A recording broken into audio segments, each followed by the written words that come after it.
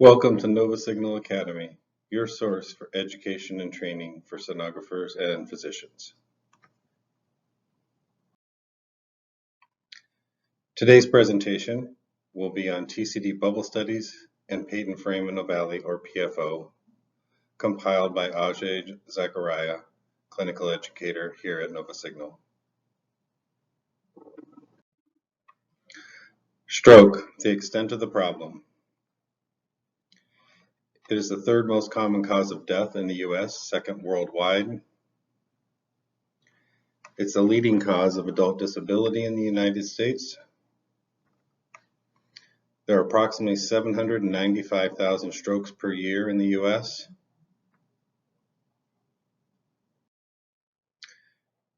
Cryptogenic stroke. There is no identifiable cause.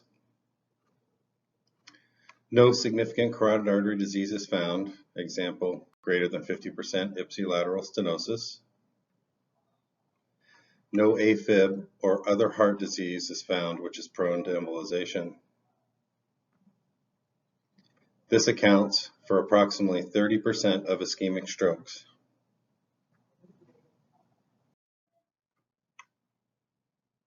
Cryptogenic stroke continued. Approximately 795,000 strokes per year in the US.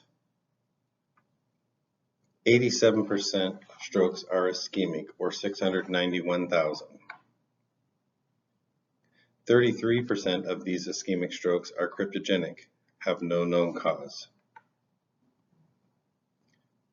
So approximately 228,000 strokes per year are cryptogenic. Patent frame anomaly and cryptogenic stroke. Patent frame anomaly, PFO, has been associated with cryptogenic stroke, allowing paradoxical embolism from the veins up to the brain through a right to left shunt. What is a patent frame anomaly? Fetuses have a normal opening between the left and right atria, upper chambers of the heart. This opening is called foramen ovale. If this opening fails to close naturally soon after the baby is born, the condition is called patent foramen ovale, or PFO. Looking at our example here, you can see there is a flap which creates an opening between the atria of the heart, the right and left atrium. Patent foramen ovale prevalence. It is prevalent in approximately 25% of the population. Several studies have been done to come up with the prevalence numbers. There is a range, but the average is 26%. Etiology.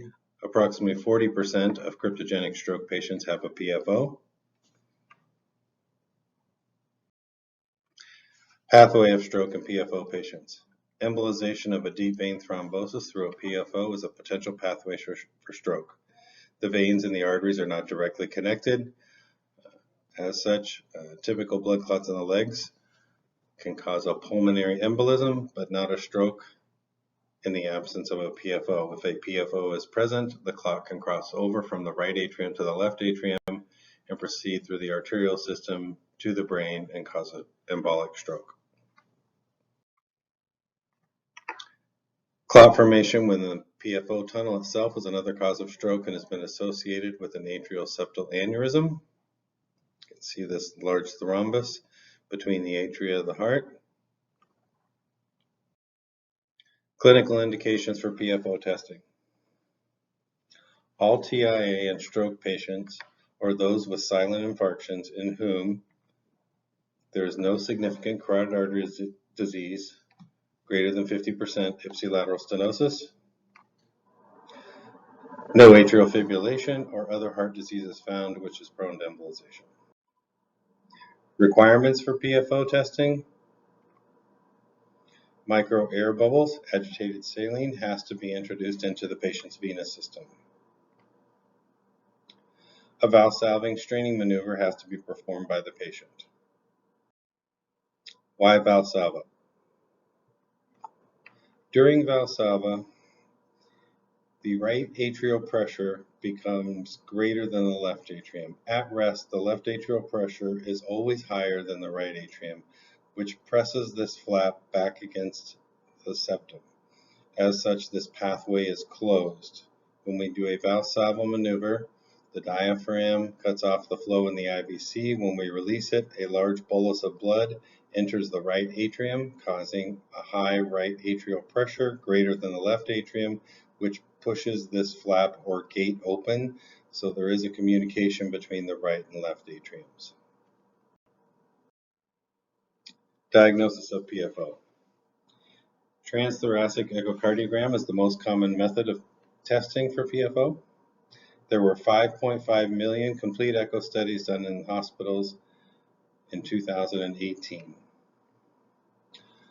Pros of transthoracic echocardiography: you can evaluate cardiac structure and function. If the shunt is large enough, you can actually visually confirm it and at times measure it. Cons: low sensitivity but high specificity. We do lose the image at times during the Valsalva strain, and also there's a broad grading category for PFO. Transthoracic echocardiogram has shown low sensitivity and extremely high specificity, making it a poor rule-out test, but an excellent rule-in test for the detection of intracardiac right-to-left shunt. Diagnosis of PFO. The gold standard of PFO testing is transesophageal echocardiogram. The patient is sedated and a tube is administered through the esophagus to obtain images of the heart. Pros: it provides excellent visualization of the heart and its structures. Tunnel measurements of the actual shunt size can be obtained.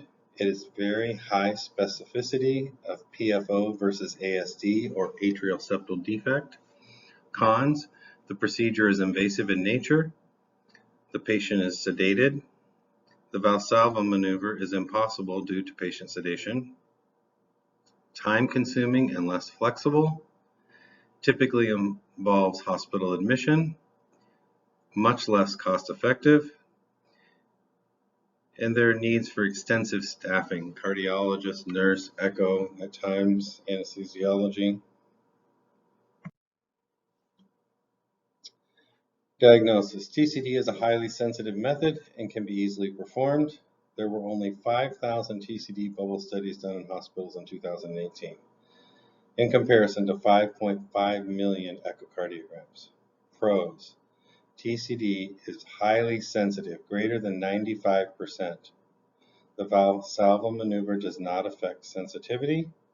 There's a detailed grading criteria for shunting ability.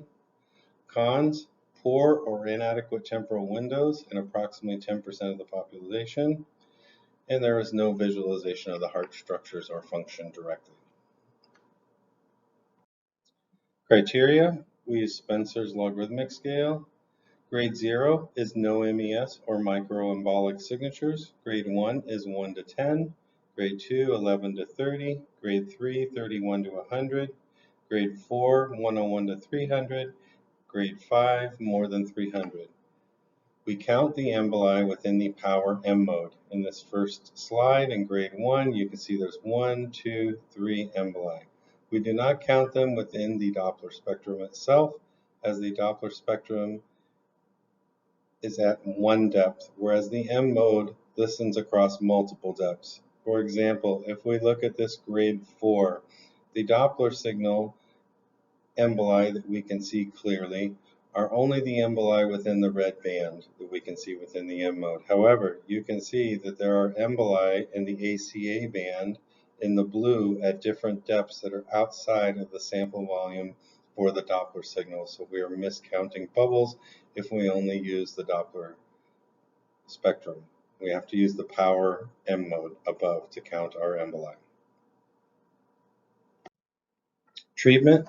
PFO is often treated medically with antiplatelet like aspirin, which aims to prevent clot formation. Surgical repair is another option and is usually only performed at the same time with open heart surgery. There's medicinal treatment and surgical closure treatments available. Most common form of treatment currently is percutaneous transcatheter closure of PFO. is very cost effective, and Spencer's grading scale can allow them to apply the correct closure device. Following is a case study of PFO diagnosis. This is a 48-year-old male with a history of bilateral vision loss, left hand numbness for several minutes in September of 2002. The following video clips show an afternoon study done on November 6, 2002. In this first study, this is the resting portion of the bubble study. You can see that we have an IV in the antecubital space. We have drawn back a little bit of blood. Typically, we try to draw back a quarter of a cc or a couple droplets within the syringe. One syringe has 1 cc of air. The other syringe has 9 cc's of bacteriostatic saline. We agitate the saline. The ear creates bubbles. Top box closed. We open it. Then we administer saline bubbles. Injection. This is not a slow injection or a fast injection, just a very steady injection. And then we listen and you can hear the bubbles that have come by. And this patient who has a positive bubble.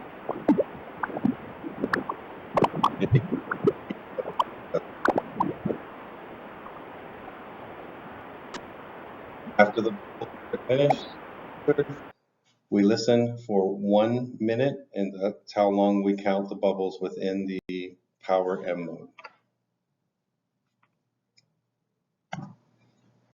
This is the same patient. We will be doing the straining portion. If a patient takes in a big breath and bears down and holds it, that is a Valsalva maneuver. In this particular case, we are doing what is called a calibrated strain. The patient is blowing into the oxygen tubing and holding the pressure in a manometer at 40 millimeters of mercury for 10 seconds, and then we have them release. The timing of this is very important. Halfway through the injection is when they perform the Valsalva maneuver. And we'll go ahead and play the video here so you can see the reaction. Again, we are agitating the saline. In the 3-way stopcock, starting to administer. Get through the injection, we have the patient blow into the oxygen tubing and hold it for 40 millimeters of mercury approximately, and then release. As you can tell, in comparison to the resting study, there are a lot more bubbles. This is what we call curtain shower, greater than 300, grade 5. Second case study is ASD diagnosis. This is a 38-year-old female with a history of migraine headaches with aura for the past couple of years. She now complains of speech difficulty and intermittent episodes of dizziness. The following video clip shows combined TCD and transthoracic echocardiography study done on April 18th in 2003. Patient went on to ASD closure on June 17th of 2003.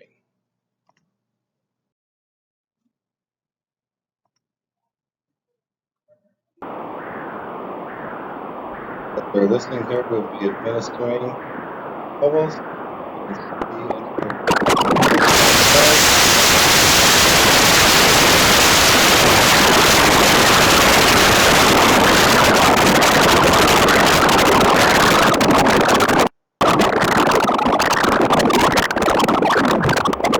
as you can tell, there are a lot more bubbles than normal participant. ASD, the deep receptor defect, is harder than the septum. It's not a flap, why there are a lot more bubbles than this participant. Technically speaking, transcranial Doppler cannot determine the difference between PFO and ASD. However, in comparing resting and Valsalva strain maneuvers for bubble study testing, in the presence of a PFO, the straining portion should always demonstrate more bubbles than the resting portion.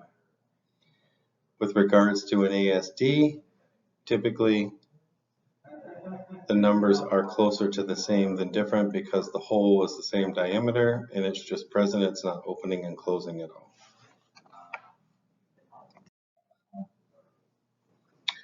Review and reporting. This is just an example of categories that we use for ICAVL accreditation, clinical indications for the patient, the bubble study exam using TCD, the technique, the findings, the microbubble count at rest and with Valsalva, and interpretation and physician signature.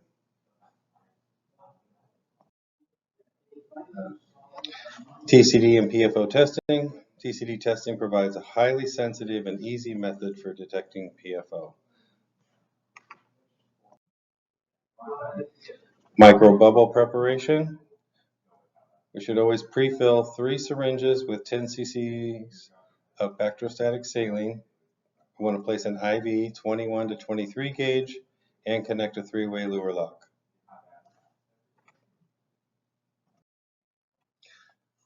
TCD PFO protocol. There are many variations of bubble study protocols. The following provides a large buffer to increase sensitivity. First injection at rest. Second injection with a 10-second calibrated Valsalva strain. Third injection with 10-second non-calibrated Valsalva strain if necessary. Repeat injections when in doubt. The Valsalva strain starts halfway through the injection.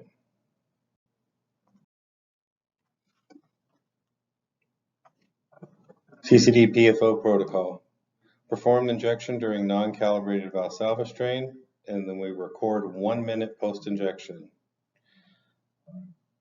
So we want to obtain a baseline. The Valsalva strain is at B. You can see the velocities need to drop. So if you're wondering if a patient is doing an adequate Valsalva strain, their velocities must decrease when they are doing an adequate Valsalva strain. If they take in a breath and hold it and bear down per your instructions and are not really doing it, their velocities will remain roughly the same. They need to drop by at least 25% of their baseline. Then we release. We should see a hyperemic response afterwards. So there should be higher flow with the release of the Valsalva strain.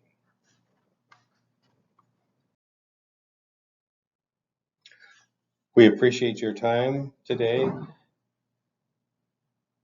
in attending this presentation. I hope you found the PFO lecture useful and helpful for your future needs.